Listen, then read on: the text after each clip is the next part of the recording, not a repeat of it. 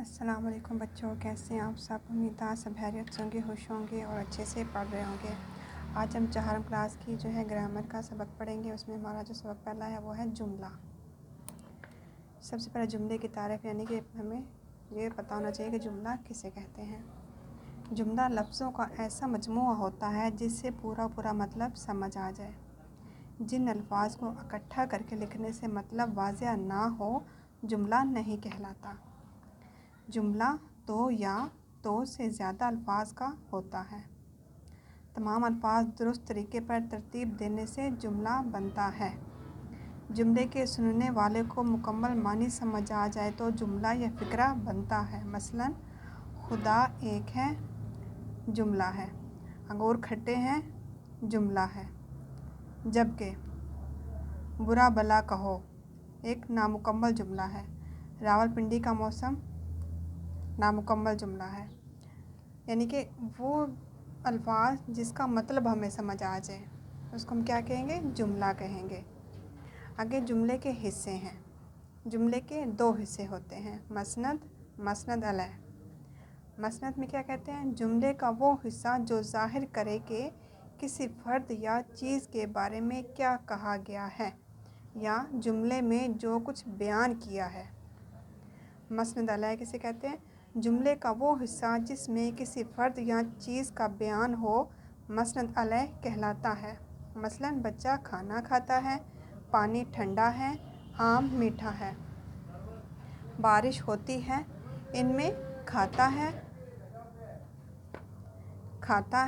ٹھنڈا ہے، میٹھا ہے، ہوتی ہے، مسند ہے۔ جبکہ بچہ، پانی، آم، بارش کیا ہے؟ مسند علیہ ہے۔ اب اس طرح آگے انہوں نے جو دیے ہوئے ہیں وہ اگزامپل دی ہوئی ہیں۔ سب سے پہلے لکھا ہوا علم، یہ کیا ہے؟ مسند علیہ۔ آگے بچہ، عبداللہ، مسند کیا ہے؟ روشنی ہے، روتا ہے، کھیلتا ہے۔ علم روشنی ہے، بچہ روتا ہے، عبداللہ کھیلتا ہے۔ یہ کیا بن جائے گا؟ جملہ بن جائے گا۔ یعنی کہ مسند علیہ اور مسند کو ہم ملائیں گے تو کیا بن جائے گا؟ ہمارے پاس ایک جملہ بن جائے گا۔ آگے مسند علیہ ہے، بوڑھا جاتا تھا، بچی ہنستی ہے۔ اس میں ان کو ہم کیا کریں گے؟ پلس کریں گے تو کیا بن جائے گا؟ جملہ بن جائے گا۔ ٹھیک ہے۔ اب اس میں آگے انہوں نے سوالات دیے ہوئے ہیں، اس کو آپ نے حل کرنا ہے کہ مسند اور مسند علیہ الگ الگ کریں۔ گڑیا پیاری ہے، کھلونا اچھا ہے، بچے آتے ہیں، کھلاڑی کھیلتے ہیں، لڑکے پڑھتے ہیں، لڑکیاں کھیلتی ہیں، لوگ نہاتے ہیں، محمد علی ہنستا ہے، احمد لکھتا ہے، عبدالرحمن آتا ہے۔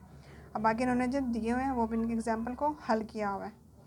مسند علیہ اس میں کیا کیا ہے؟ گڑیا، کھلونا، بچے، کھلاڑی، لڑکے، لڑکیاں، لوگ، محمد علی، احمد، عبدالرحمن۔